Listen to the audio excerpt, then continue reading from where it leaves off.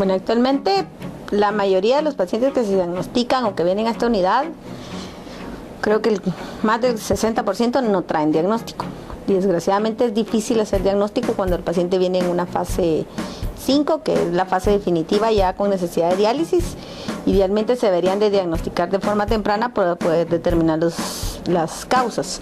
A nivel mundial, las causas de insuficiencia renal crónica en niños es secundaria, ya sea de factores congénitos o enfermedades adquiridas como glomerulopatías o infecciones urinarias a repetición. Esa es otra de las causas de la insuficiencia renal crónica. Pero acá la verdad es que tenemos muy pocas causas definidas de la insuficiencia renal y un alto porcentaje se quedan como causa desconocida, porque ya es muy difícil hacerles el diagnóstico cuando ya vienen acá y a veces solo inferimos el diagnóstico, ¿verdad? Por historia. Ok.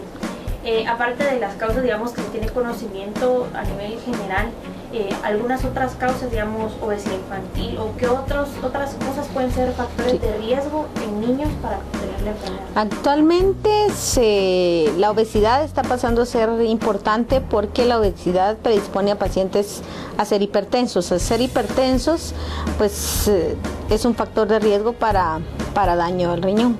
Las infecciones urinarias a repetición es otra de las causas importantes que se pueden diagnosticar y que se pueden estudiar a tiempo para hacer un diagnóstico preventivo de insuficiencia renal, o mejor dicho, de evitar que lleguen a insuficiencia renal. Y los estudios de imágenes para diagnosticar enfermedades congénitas anatómicas, por supuesto.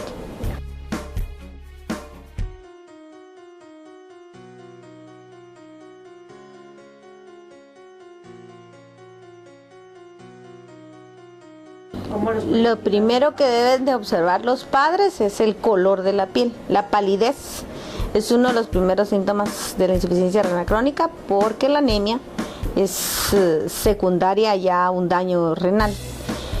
Palidez, o que estén decaídos, que no tengan ganas de jugar, que se pasen durmiendo mucho, que no rindan en el colegio. Esa es otra causa importante. O otra cosa a tomar en cuenta, por ejemplo, niños mayores de 5 años que se orinen en la cama. Y algunos ya en fases más avanzadas, pues edema de ojos, edema de párpados, también es uno de los síntomas que se presentan. Y ya en fases avanzadas, pues pacientes con cansancio, ya no toleran caminar. No es que no tengan ganas, sino empiezan con mucho cansancio cuando intentan caminar distancias largas. Esas son la sintomatología que los padres pueden determinar y observar, y si ven alguno de estos datos, poder consultar con su pediatra. Todo paciente que no ha desarrollado y empieza antes del desarrollo con insuficiencia renal crónica va a ser un paciente de talla baja. Y otra cosa importante, ¿verdad?, tomar en cuenta por los padres es niños que no crezcan, niños que se están quedando chaparritos, y no dar como excusa el papá y la mamá son chaparritos y el niño va a ser chaparrito, porque eso no es cierto. Un niño que no está ganando peso ni talla adecuada debe ser evaluado para determinar si no tiene daño al riñón, porque a largo plazo todo niño que tiene daño en sus riñones va a ser un niño que se va a quedar pequeño. Principalmente el crecimiento. El crecimiento es una de las más importantes. En el caso ya, digamos, con un colega pediatra, ¿cuáles son las medidas que debe de tomar un pediatra para identificar esos factores de riesgo a tiempo?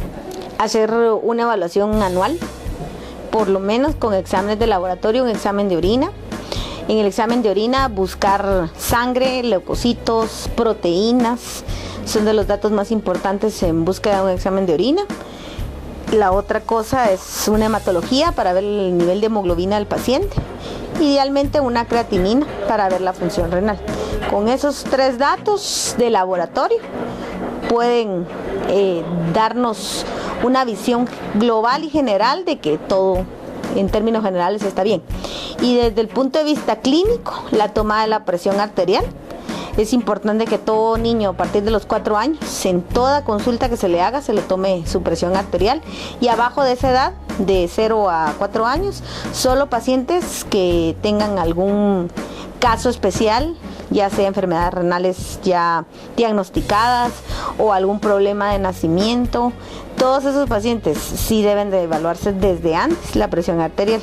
Y la otra cosa importante, lo que hace mencionó, medición de peso y talla para ver que el paciente esté creciendo de forma adecuada. Ya, en cuanto a la presión arterial, ¿cuáles son los rangos normales que debería tener un niño a partir de los 4 años? En presión arterial no existen rangos normales en niños. Hay tablas específicas que todos conocemos, hechos por la NSHS, que están determinados por talla desde 1 año hasta los 18 años en percentilas en base a la percentil de talla. Entonces lo que se hace o lo que debe hacer el pediatra es medir al niño, ver en qué percentil de talla está y según su percentil de talla irse a las tablas a buscar en qué percentil, en base a su percentil, cuánto debe de tener. Por ejemplo, lastimosamente no tengo unas tablas acá, pero por ejemplo un niño de 4 años que esté en su percentil a 5 de talla, o sea un niño chiquitito, no va a tener la misma presión arterial que un niño que esté en la percentil a 75, porque es un niño muy alto. Entonces sí varía mucho la presión en la misma edad dependiendo del tamaño del niño.